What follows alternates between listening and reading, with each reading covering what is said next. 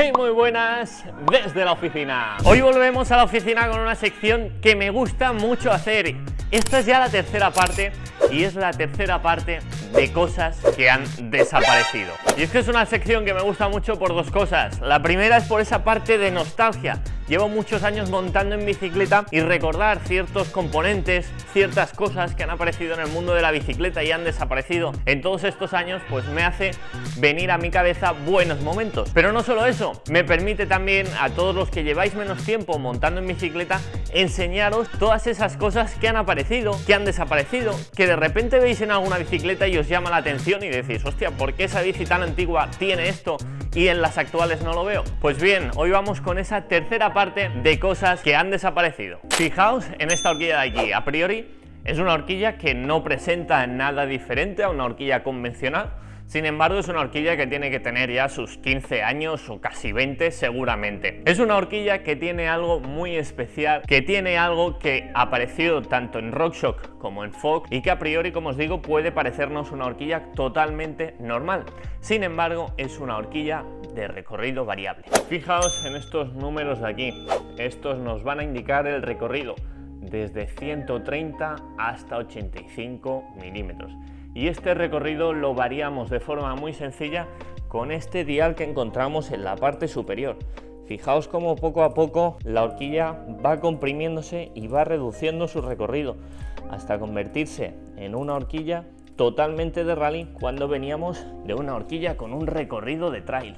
Este tipo de horquillas son las U-Tour de RockShox o las Talas en Fox. Quizás ese nombre de Talas os suene algo más, y es que ambas tenían sus sistemas que nos permitían variar el recorrido de la horquilla, pudiendo tener una horquilla totalmente de rally para cuando íbamos a hacer rutas donde no nos encontrábamos con zonas demasiado técnicas y pudiendo ampliar este recorrido hasta tener una horquilla con un uso mucho más trail para esos recorridos en los que nos gusta bajar un poquito más. Esto lo podíamos hacer, como veis, en apenas unos segundos y nos permitía tener una bicicleta muy polivalente sin necesidad de tener dos bicicletas distintas. Este sistema, con el paso del tiempo, como veis, actualmente ya ha desaparecido por completo y es que ya no lo vemos en el mercado por varios motivos. El primero es que este cambio de recorrido nos variaba, como no, la geometría de la bicicleta. Conforme aumentaba el recorrido, también ganaba un poquito de ángulo la dirección y esto podía hacer algo molesto la conducción si no estábamos acostumbrados, y además eran horquillas especialmente pesadas. Esto hacía que para quien utilizaba unos recorridos demasiado bajos, de entre 85 y 100 milímetros, tuviera que soportar una horquilla que pesaba tanto como una horquilla de trail o incluso de enduro, ya que este sistema era mucho más pesado que una horquilla de aire convencional. Así que aunque las Talas o las U-Tour ya no están en el mercado, creo que es uno de esos sistemas que apareció en su momento, que tuvo un gran boom y que, aunque desapareció, es necesario que muchos de vosotros conozcáis, ya que, como os digo, es algo que muchas veces llama la atención. Vamos con la segunda. Fijaos en todas estas bicicletas que tengo tras de mí. Todas ellas tienen algo en común, un elemento que actualmente nos parece totalmente normal y que, sin embargo, hace apenas 8 o 10 años era totalmente distinto. En las bicicletas de montaña parece que se ha impuesto y lo vemos como mucho más normal, pero en las bicicletas de carretera absolutamente todas tienen ya esto de lo que os hablo. Os lo enseño. Os estoy hablando de los ejes de rueda convencionales o los ejes de rueda QR, Quick Release. Este sistema de eje de rueda, que aunque lo seguimos encontrando en muchas bicicletas, como os digo, se ha estandarizado este que veis por aquí. Como veis, la diferencia es más que notable. Este sistema apareció para dar una mayor rigidez a nuestra rueda y apareció en las bicicletas de montaña. De hecho, empezó a aparecer en esas bicicletas de descenso donde se buscaba una mayor rigidez.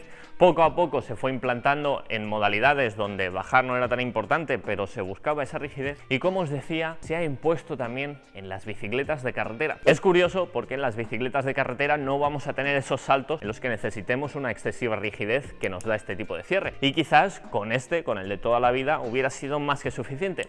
Sin embargo, el salto a los frenos de disco que ya se ha estandarizado por completo en las bicicletas de carretera hace que este tipo de cierre nos dé una mayor seguridad, nos dé una mayor rigidez y además nos permita instalar y desinstalar la rueda sin que nuestro freno varíe su posición y sin que tengamos roces cuando volvemos a colocar nuestra rueda. De modo que este sistema se ha normalizado. Es algo bastante curioso el hecho de que el sistema de toda la vida, el que hemos mantenido durante tantísimos años, haya prácticamente desaparecido y se haya quedado solamente para algunas bicicletas económicas, solamente para algunas bicicletas infantiles. Ya prácticamente no lo veamos en bicicletas de gama alta, ya no lo vemos en ninguna. El hecho también de dar el salto al Boost ha hecho que este sistema desaparezca por completo, quedándonos con el sistema de eje pasante de 15, 12 o 10 milímetros dependiendo de nuestra rueda y modalidad. Fijaos en esta bicicleta de aquí, tiene algo que a mí personalmente me trae muy buenos recuerdos, ya que yo personalmente lo he tenido también en una bicicleta mía, una bicicleta que de hecho a día de hoy todavía tengo, y tiene algo muy curioso que muchos de vosotros seguro que no habéis visto, y es en su sistema de freno. Aunque a muchos pueda pareceros un sistema de freno a la llanta convencional, en este caso por la parte de atrás, os aseguro que no es para nada un sistema convencional, y es un sistema mucho más potente que cualquier V-Brake o cualquier sistema de freno a la llanta que conozcáis. Y es que se trata ni más ni menos que de un sistema de freno a la llanta hidráulico. Es decir, tenemos un circuito de aceite como el que podemos tener en un sistema de freno de disco. En este caso, las pastillas actúan sobre nuestra llanta y lo hacen empujadas por esa presión de aceite, al igual que lo hace un sistema de freno de disco hidráulico, donde el aceite empuja por presión esas pastillas. En este caso lo hace sobre la llanta. Esto nos da una gran potencia de frenado, mucho más de la que nos puede dar un sistema de freno V-Brake o cantilever convencional, y lo hace sin la necesidad de pasarnos al disco. En muchas bicicletas de este estilo, bicicletas holandesas,